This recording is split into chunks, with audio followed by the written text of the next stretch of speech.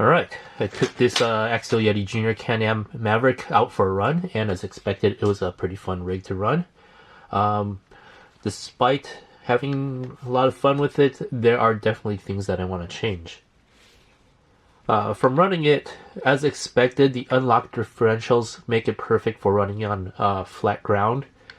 But in my case, that's not what I want to do. I actually want to kind of semi-crawl this up of hills and rocks.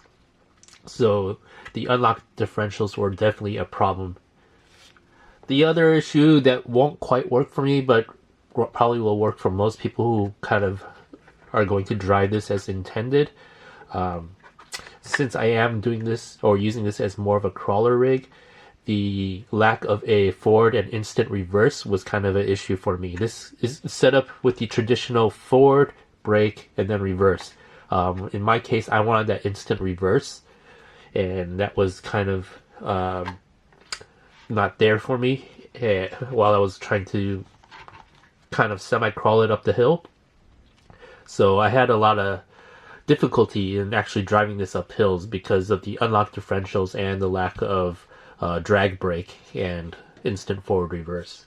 Other than that, other than the lack of crawlability out of the box, this thing did really well on flat dirt ground.